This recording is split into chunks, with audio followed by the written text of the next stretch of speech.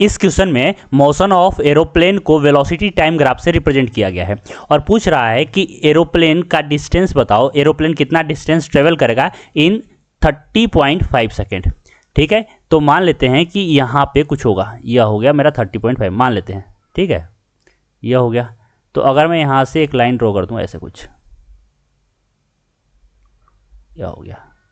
ठीक है, अब इस सवाल को सॉल्व करने से पहले हम लोग थोड़ा सा कॉन्सेप्ट को देख लेते हैं कि वेलोसिटी टाइम ग्राफ से हम लोग क्या क्या निकाल सकते हैं। तो अगर मान लेते हैं कि यह एक वेलोसिटी टाइम ग्राफ है, ठीक है, यह हो गया v और यह हो गया t।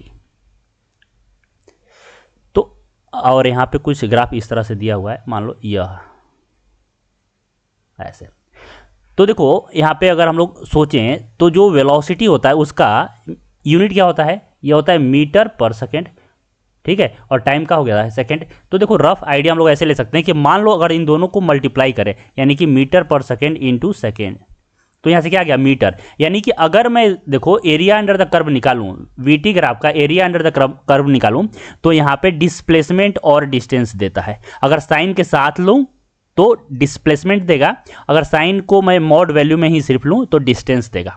ठीक है, दूसरी बात क्या है कि अगर देखो यहाँ पे मैं डिवाइड कर दूँ एम मीटर पर सेकंड बाई सेकंड, यानी कि यह क्या आ गया मीटर पर सेकंड स्क्वायर। यह किसका यूनिट होता है, तो यह एक्सेलरेशन का, यानी कि वीटी टाइम ग्राफ का जो स्लोप होता है वह एक्सेलरेशन देता है। यानी हम लोग समझ गए कि वीटी ग्राफ का अगर मान लेते हैं एरिया अंडर द कर्व निकाल रहे हैं, एरिया अंडर द कर्व, तो यह देगा डिस्टेंस और डिस्प्लेसमेंट, डिस्टेंस और डिस्प्लेसमेंट। अब डिस्टेंस कब देगा, तो हम लोग निगेटिव और पॉजिटिव दोनों एरिया को अगर मैं मॉड लेकर ले रहा हूं तो डिस्टेंस देगा, और साइन के साथ कंसीडर कर रहा हूं तो डिस्प्लेसमेंट देगा।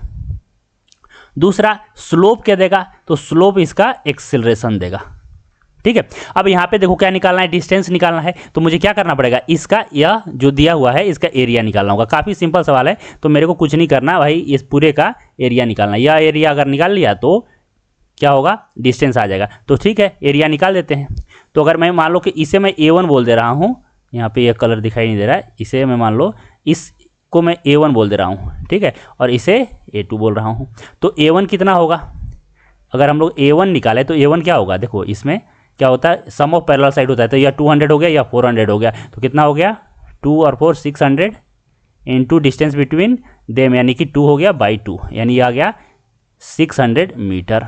अब A2 निकाल लेते हैं, तो A2 कितना हो गया, ये एक रेक्टेंगल है, रेक्टेंगल में कितना, या 2 हो गया या 13.5 हो गया, यानी कि 28.5 इंटू 400, तो यह कितना आ गया, यह आ गया 11400 मीटर।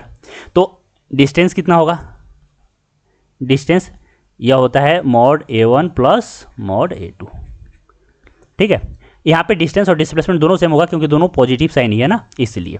तो यहाँ से हम लोग क्या कर सकते हैं, 600 प्लस 11400, यह टोटल हो गया मीटर में, यानी कि आ गया मीटर। और अगर यहाँ पे देखो किलोमीटर में पूछा है ना, तो किलोमीटर में कितना लिखेंगे, तो यह हो गया 12 किलोमीटर, यानी जो इसका आंसर होगा वह 12 होगा।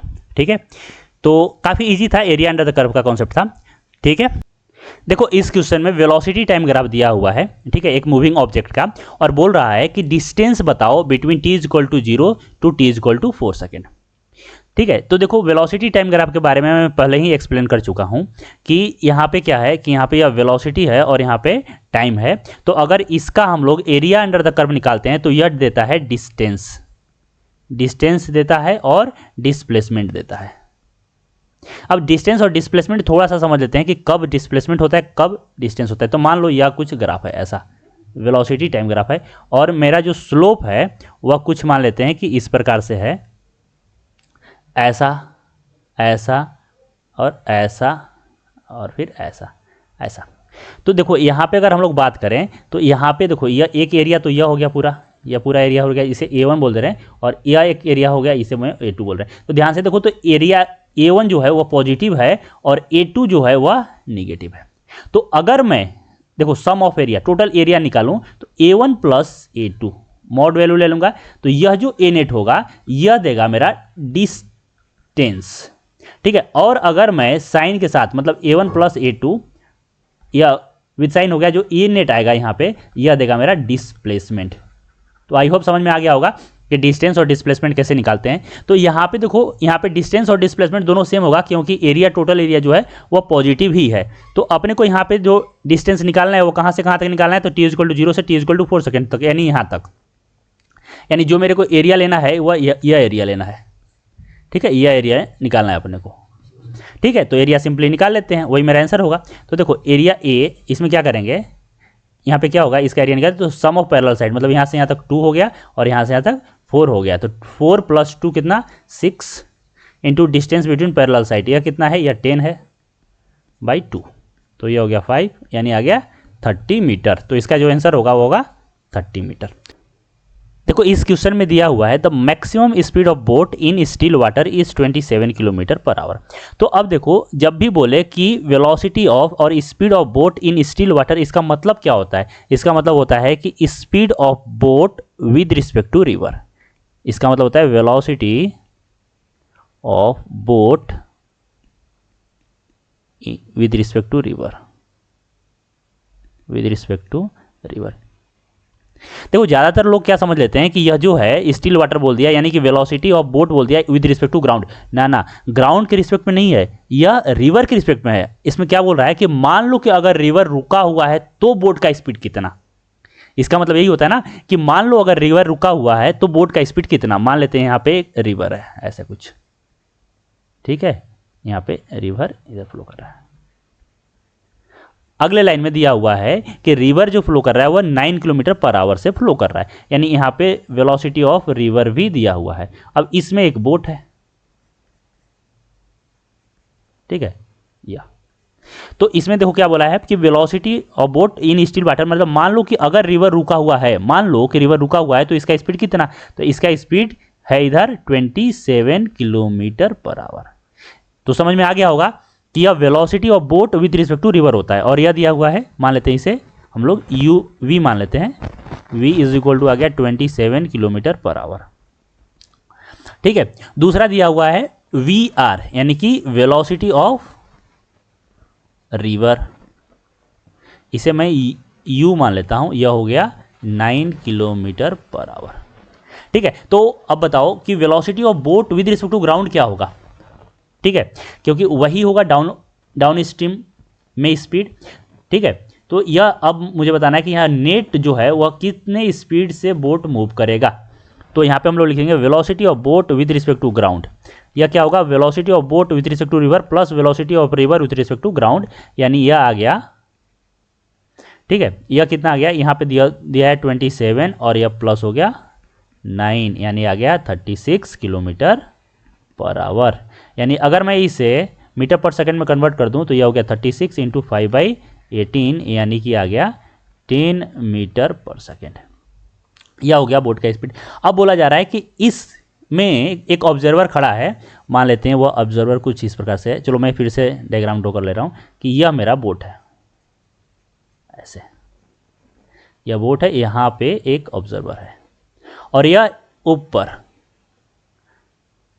10 मीटर/सेकेंड से एक बॉल को प्रोजेक्ट किया वर्टिकली अपवर्ड। देखो वर्टिकली अपवर्ड 10 मीटर/सेकेंड से प्रोजेक्ट किया।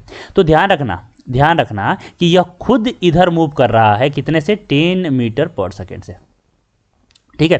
यह पूरा बोट इधर 10 मीटर/सेकेंड से मूव कर रहा है। तो देखो जब भी क्या होता है, जब भी अगर देखो मान लो कि यहाँ पे मान लेते हैं कुछ देर के लिए, समझो ऐसे कि यहाँ पे एक एरोप्लेन है ऐसा कुछ, और यह इधर मूव कर रहा है 100 मीटर/सेकेंड से, ठीक है। तो अगर इसमें बैठ के मैं एक किसी बॉल को ड्रॉप करूंगा, तो जब मैं ड्रॉप करूंगा, जब किसी ऑब्जेक्ट डिटैच होता है तो वेलोसिटी ट्रांसफर हो जाता है, यानी कि इसका जो स्पीड है, देखो मैं छोड़ दूं यहां से, समझो बात को कि यहाँ पे एक बॉल है, तो बॉल का, और यहाँ पे एक आदमी है या ऑब्जर्वर है, वो बॉल को पकड़ा हुआ है और वह सभी प्लेन में है, तो सभी क्या हो रहा है, 100 मीटर/सेकेंड से मूव कर रहे हैं। अब यहाँ पे वह बाहर हाथ निकाला, तो अब बाहर हाथ निकाला रखा है तो यह हाथ है, और यह भी इसका 100 मीटर/सेकेंड से मूव कर रहा होगा। जब इस बॉल को यह छोड़ देगा तो भी, जब डिटैच होगा तो इसका जो स्पीड होगा वह 100 मीटर/सेकेंड ही होगा। यानी जब कभी कोई ऑब्जेक्ट डिटैच होता है तो उसका जो ऑब्जर्वर है, जो ऑब्जर्वर का स्पीड होता है, वही स्पीड इस बॉल का भी रहेगा, डिटैच पार्टिकल का भी रहेगा। और वह कैसे रहेगा, इजीली तुम लोग फील कर सकते हो, ठीक है। तो ध्यान रखना कि वेलोसिटी जो होता है वह ट्रांसफर हो जाता है जब डिटैच होता है कोई ऑब्जेक्ट, लेकिन एक्सेलरेशन नहीं होता, ध्यान रखना, एक्सेलरेशन नहीं होता। यानी अगर मैं इस प्लेन में बैठकर जो कि 100 मीटर पर सेकंड से मूव कर रहा है, अगर मैं किसी बॉल को ड्रॉप करूं तो बॉल का स्पीड तो होगा इतना, लेकिन जो इसका एक्सेलरेशन है वह इसका एक्सेलरेशन नहीं होगा, क्योंकि एक्सेलरेशन आता है फोर्स से, और अब देखेंगे कि इस पे कौन कौन सा फोर्स लग रहा है उसके अनुसार इसमें एक्सेलरेशन आएगा। यानी यहाँ पे बात करें तो यह अगर फ्री हो गया इससे तो इसका इस पे सिर्फ जी एक्सेलरेशन ही लगेगा।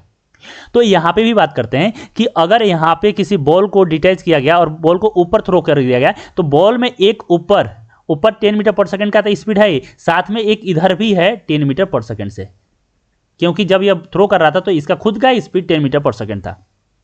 ठीक है, तो अपने को बताना है रेंज कितना होगा। तो देखो यह काफ़ी सिंपल हो गया कि अगर हम लोग बात करें कि यहाँ पे एक बॉल है, ठीक है, और इधर बॉल को फेंका गया है, इधर बॉल का स्पीड है 10 मीटर पर सेकंड और इधर जो कि ऊपर थ्रो किया यह है 10 मीटर पर सेकंड। ठीक है, तो कुछ यह ऐसा फील करेगा, ऐसा। ठीक है, यह सच्चाई है यहाँ पे। ठीक है, अब यहाँ पे देखो यह किसे दिखाई देगा, तो यह अगर कोई ग्राउंड में बैठा है तो उसे यह दिखाई देगा कि बॉल कुछ ऐसे इधर से जाके इधर गया।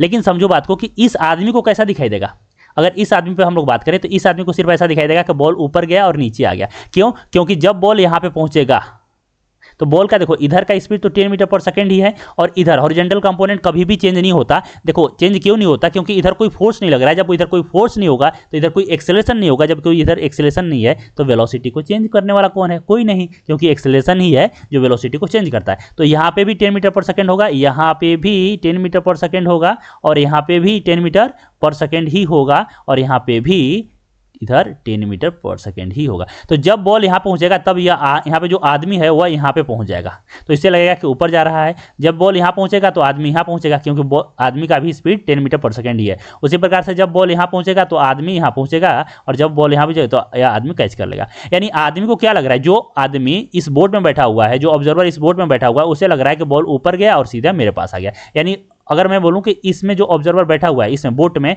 बोट वाले को क्या लगेगा कि ऐसे ऊपर गया बॉल और इससे नीचे आ गया। लेकिन ग्राउंड में जो बैठा है उसको सारा एक्चुअल पाथ दिखाई दे रहा है कि वह पाथ कुछ ऐसा करेगा। ठीक है, तो यही रेंज अपने को बताना है रेंज। तो देखो प्रोजेक्टाइल का फॉर्मूला हम लोग डायरेक्ट यूज कर सकते हैं। देखो R इज इक्वल टू हम लोग पढ़े हैं u² sin 2θ/g।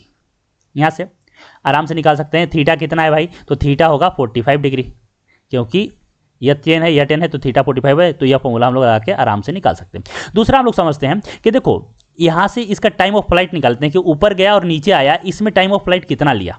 ठीक है, यहाँ से तो हम लोग यहाँ पे क्या कर सकते हैं, इस ऑब्जर्वर के लिए देखो टाइम ऑफ फ्लाइट निकालेंगे तो टाइम ऑफ फ्लाइट कितना 2u/g, यानी कि 2 × u ऊपर जा रहा है और g, तो ये आ गया 2 सेकेंड। अब जितने देर ईयर में हो उतने देर आगे जाएगा, तो रेंज क्या हो जाएगा, रेंज होगा इसका u यानी कि 10 metre per second into time कितना, तो 2 सेकेंड, तो ये आ गया 20 मीटर। ये देखो इस फॉर्मूला से भी निकाल सकते हैं या कॉन्सेप्ट लगा के भी निकाल सकते हैं कि यहाँ से जब थ्रो करेंगे तो कितना देर एयर में रहेगा, जितना देर एयर में रहेगा उतना वो आगे जाएगा। तो अब मैं यहाँ टाइम ऑफ फ्लाइट निकाला तो आ गया 2 सेकेंड, यानी 2 सेकेंड तक ये आगे ट्रेवल करेगा। तो जब यह इसी बोर्ड पे गिरेगा तो वह कितना हॉरिजॉन्टल डिस्टेंस ट्रेवल करेगा, तो वह निकाल सकते हैं कि इधर का स्पीड है 10 मीटर पर सेकंड और टाइम लगा 2 सेकंड, तो यह आ गया 20 मीटर। और यहाँ पे देखो सेंटीमीटर में पूछा है तो यह हो गया 2000 सेंटीमीटर, यानी जो इसका आंसर होगा वह होगा 2000। देखो इस क्वेश्चन में दिया है कि दो car P and Q are moving in the same direction on a road. ठीक है, इसमें दिया है कि एक्सेलरेशन ऑफ जो P है वह increases linearly with time where as Q has acceleration which is constant. तो बताना है अपने को कि टोटल नंबर ऑफ क्रॉसिंग एक दूसरे को कितने बार क्रॉस करेंगे, यह अपने को बताना है। ठीक है, यहाँ पे तो अगर हम लोग मान लें कि मेरा दो कार है, एक कार है P यहाँ पे है और दूसरा है Q। अब मैं P को 1 से डिनोट कर रहा हूं और Q को 2 से। मान लेते हैं तो इसका स्पीड जो है इनिशियल u1 इधर है और इस डायरेक्शन को मैं पॉजिटिव ले रहा हूं। ठीक है, और इसका स्पीड u2 है।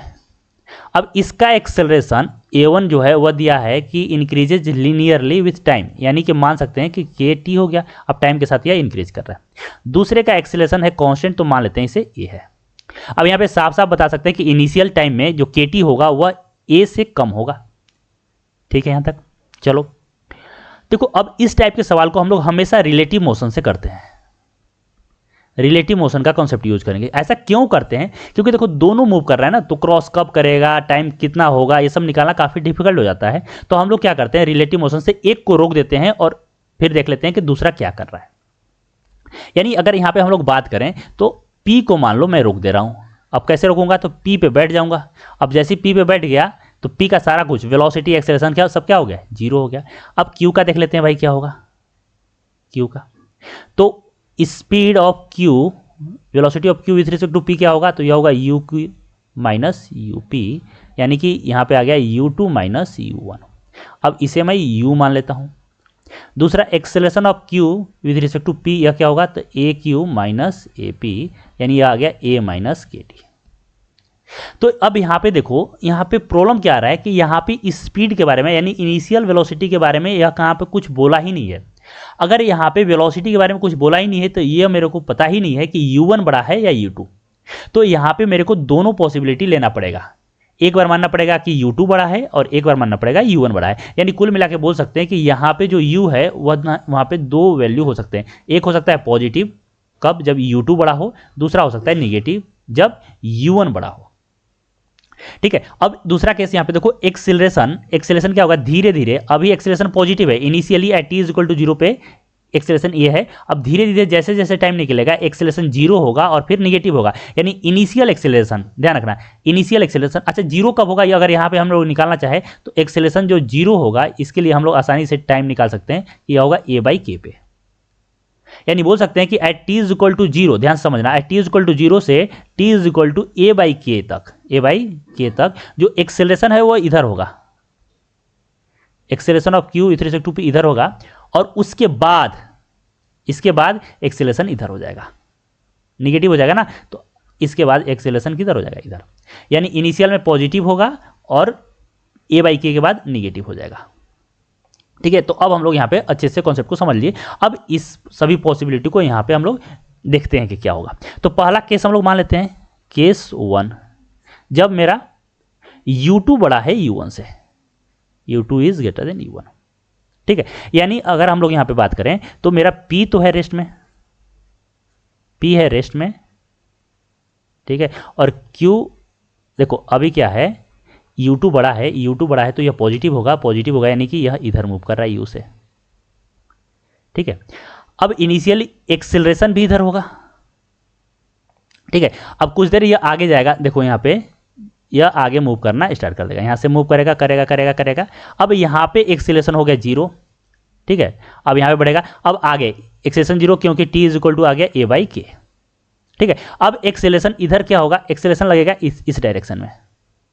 अब इस डायरेक्शन में लगेगा तो धीरे धीरे वेलोसिटी 0 होगा और फिर इधर ये आ जाएगा। एक्सेलरेशन देखो t/k के बाद हमेशा इधर ही लगेगा, क्योंकि t बड़ा हो जाएगा ना, t बढ़ता चला जाएगा तो यह नेगेटिव होता चला जाएगा, तो फिर यह इधर आएगा, तो ऐसे ऐसे ऐसे ऐसे ऐसे आएगा। यही केस बचा। तो एक बार t इक्वल टू 0 पे क्रॉस किया था और एक यहाँ पे, तो यहाँ पे जो क्रॉसिंग हो गया वो नंबर ऑफ क्रॉसिंग कितना हो गया, 2। दूसरा केस लेते हैं, केस 2।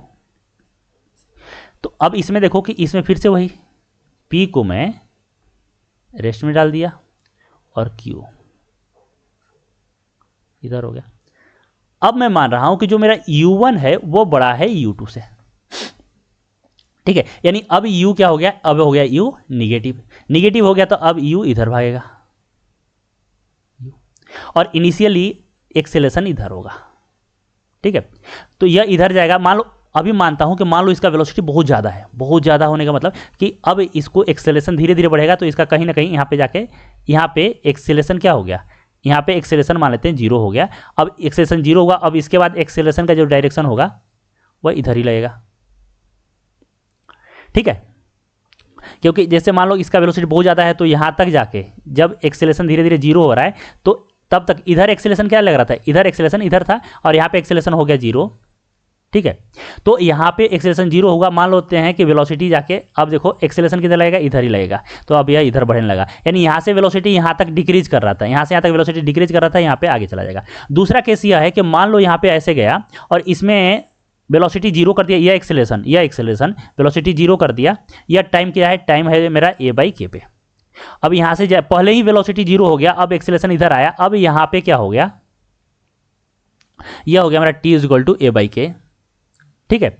अब यहाँ से क्या होगा कि अभी इसके पास वेलोसिटी है, कुछ वेलोसिटी है, तो जिसके कारण अब एक्सेलेरेशन इधर लगने लगेगा, लेकिन यह वेलोसिटी के कारण यह इधर जाएगा और एक्सेलेरेशन इधर। देखो अभी वेलोसिटी क्या है, कुछ था, अब यहाँ पे जाके वेलोसिटी हो गया इसका मान लो 0, और एक्सेलेरेशन तो लग रहा था इधर ही लग रहा था एक्सेलेरेशन, तो अब फिर यह क्या हो जाएगा, इधर मूव कर जाएगा ऐसे कुछ इधर, और फिर यह निकल जाएगा।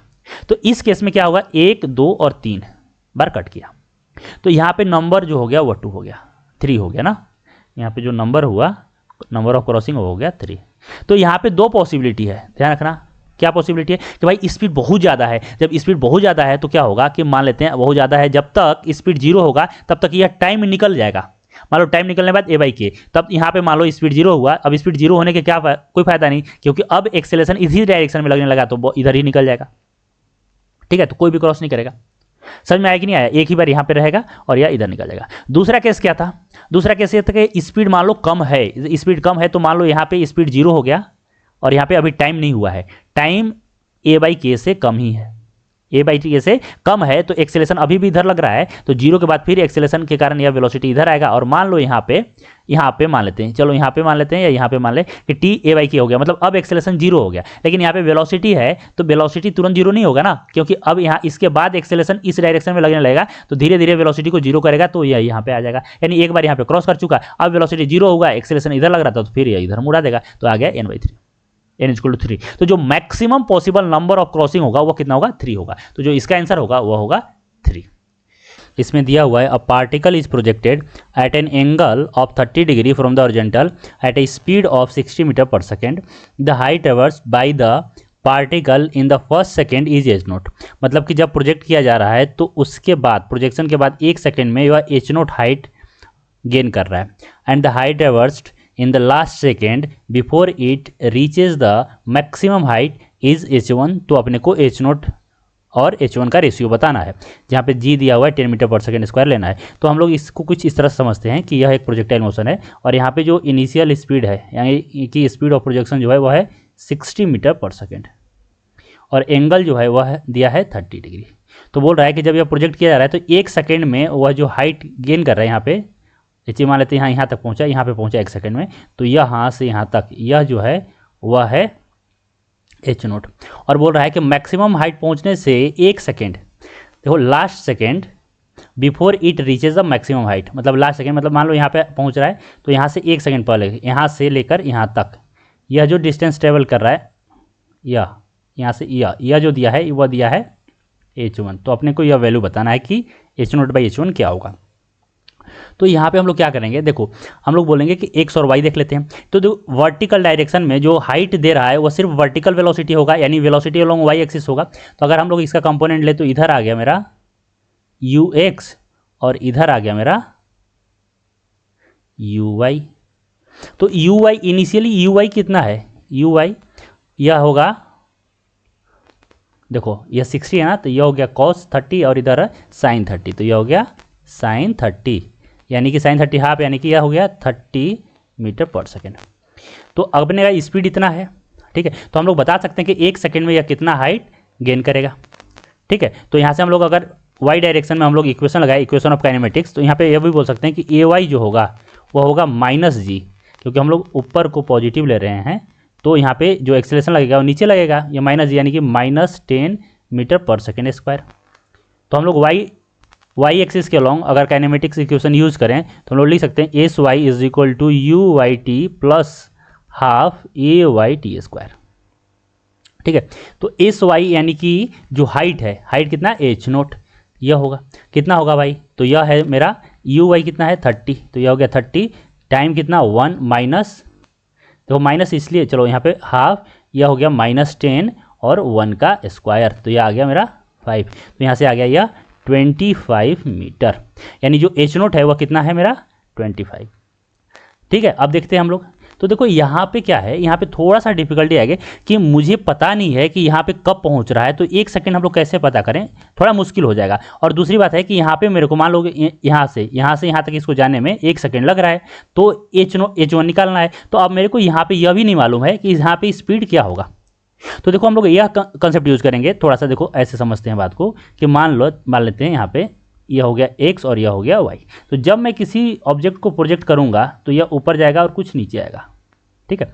तो यहाँ से यहाँ तक जो जाने में टाइम लगेगा, टी टाइम में मान लो यहाँ से यहाँ पहुँचा तो सेम डिस्टेंस ट्रेवल करेगा इन टी टाइम, मतलब कि यहाँ से यहाँ तक जाने में टी टाइम लगा तो यहाँ से इसको नीचे आने में यहाँ तक भी टी टाइम ही लगेगा। या बोल सकते हैं कि टी टाइम में अगर यहाँ से यहाँ गया तो अगले टी टाइम में वो यहाँ से यहाँ आएगा, ठीक है। और यह भी बोलते हैं कि अगर यहाँ पे ऐसा देखा जाए तो सेम हाइट पे सेम स्पीड होता है, मतलब अगर यहाँ पे स्पीड ऊपर है तो यहाँ पे स्पीड नीचे होगा, मतलब कि मैग्नीट्यूड तो सेम होगा लेकिन डायरेक्शन अपोजिट होगा।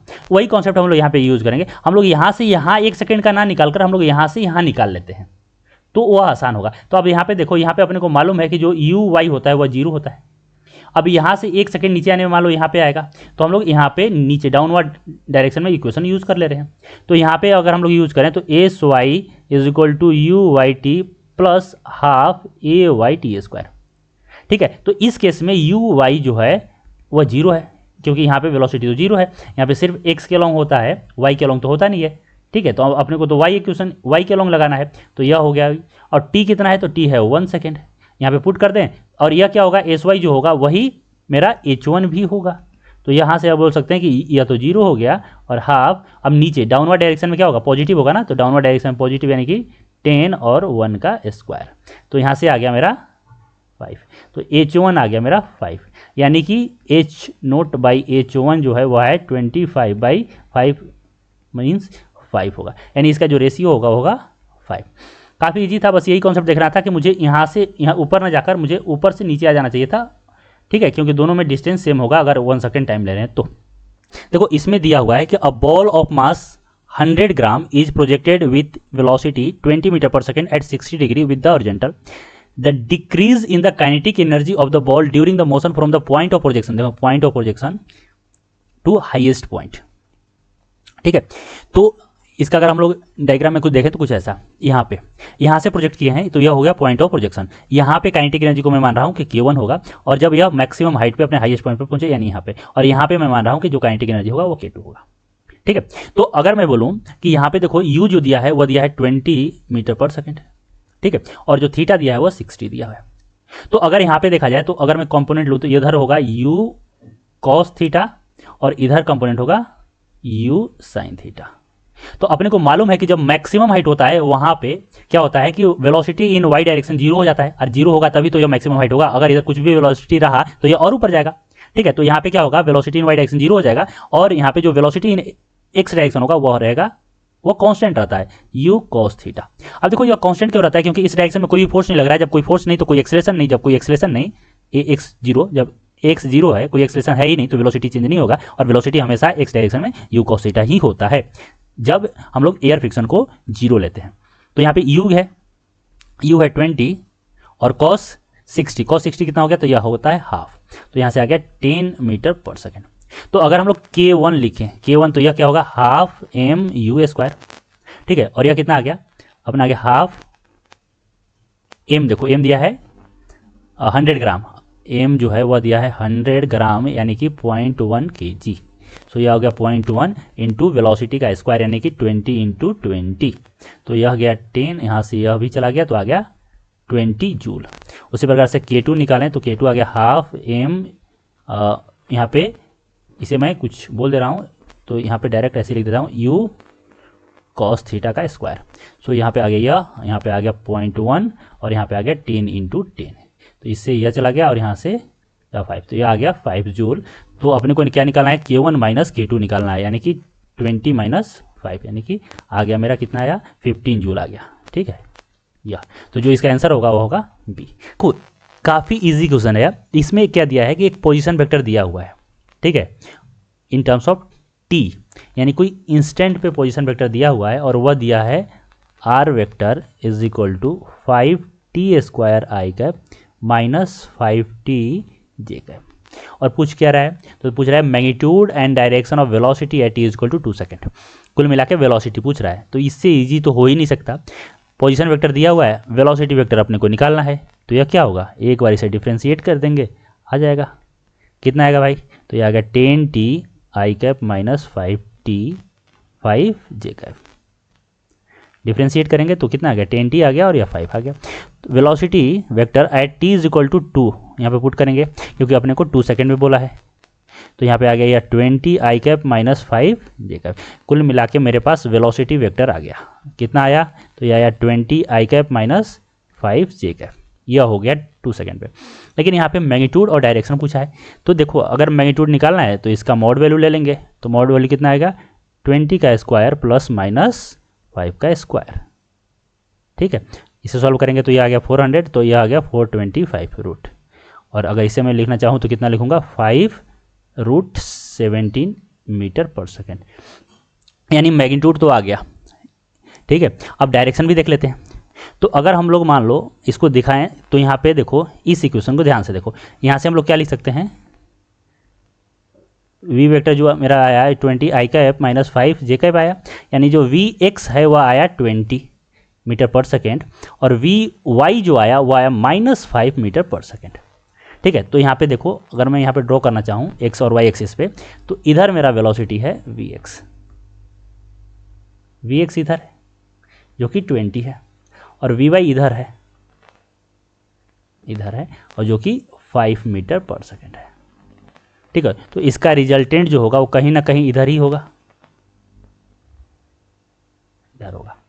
ठीक है, तो अगर हम लोग मान लो कि यहाँ पे एक्सिस ले रहे हैं, मान लेते हैं यहाँ से ले रहे हैं, यह थीटा है, थीटा यानी कि एक्स से मैं ले रहा हूँ थीटा है, तो कितना आएगा देखो tan थीटा, यह कितना आएगा तो यह आएगा 5/20 यानी आ गया 1/4। तो थीटा इज इक्वल टू आ गया मेरा tan इनवर्स 1/4।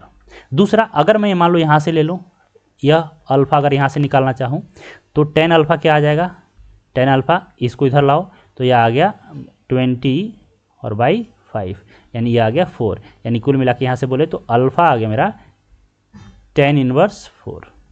ठीक है, तो जो यहाँ पे देखो ध्यान से कि मैग्नीट्यूड कितना है यह, और एंगल इतना हो सकता है और इतना हो सकता है। तो देखो यहाँ पे tan इनवर्स 4 सभी दिया है, तो tan इनवर्स 4 यानी कि निगेटिव वाई एक्सिस से, तो निगेटिव वाई एक्सिस से यहाँ पे भी है और यहाँ पे भी है, लेकिन अपना जो वैल्यू है यह, यानी जो इसका आंसर होगा वह होगा 4, क्योंकि मैग्नीट्यूड इतना है और एंगल निगेटिव वाई से मेरा अल्फा एंगल है विच इज tan इनवर्स 4। तो यह आंसर हो गया। इसमें दिया हुआ है 2 projectile are fired with same initial speed, initial speed दोनों का सेम है, from same point on the ground at an angle of 45 degree minus alpha and 45 degree plus alpha. ध्यान से देखो तो ये दोनों का समेशन कितना है 90 डिग्री है, यानी दोनों का जो रेंज होगा वह सेम होगा। With the horizontal direction the ratio of their maximum Heights attend is. तो देखो अगर मैं डायग्राम से समझूँ तो कुछ इस प्रकार से, दोनों का स्पीड जो है वह u है, इनिशियल स्पीड u है, इसका एंगल कितना है तो यह है 45 माइनस अल्फा और इस बड़े वाले का एंगल जो होगा वो होगा 45 प्लस अल्फा। ठीक है, इसका जो मैक्सिमम हाइट है h1 है और इसका h2 है। तो अपने को जो रेशियो बताना है वह बताना है h1/h2। h1 मैं इसलिए बोल रहा हूँ क्योंकि देखो इनिशियली क्या दिया 45 डिग्री माइनस अल्फा यह दिया ना, तो यह मेरा h1 होगा, h1/h2 होगा, क्योंकि यहाँ पे प्रॉब्लम हो सकता है कि देखो इन्वर्स भी है रिलेशन, तो अपने को देखना पड़ेगा कि h1 कौन सा है h2 कौन सा है, क्योंकि यहाँ पे जो 45 डिग्री माइनस अल्फा वाला h1 हो जाएगा और 45 प्लस अल्फा वाला h2 हो जाएगा। ठीक है, तो यह अपने को निकालना है। तो देखो maximum height in projectile motion हम लोग जानते हैं कि h इज इक्वल टू होता है u square sine square theta by 2g। अब यहाँ पे जो u है, ठीक है, यानी कि जो प्रोजेक्शन स्पीड है वो दोनों के लिए सेम है, 2g भी दोनों के लिए सेम है, यानी जो यहाँ पे h हो गया देखो जो सेम होता है उसको हटाओ और डायरेक्टली प्रोपोर्शनल टू हम लोग यहाँ से लिख सकते हैं कि यह होगा साइन स्क्वायर थीटा। ठीक है, तो अगर हम लोग इसमें बात करें कि h1/h2 क्या आएगा, h1/h2 जो आएगा वह आएगा साइन स्क्वायर इनिशियल एंगल जो है 45 minus alpha by sine square 45 plus alpha. अब इसे सॉल्व कर देंगे तो आंसर आ जाएगा।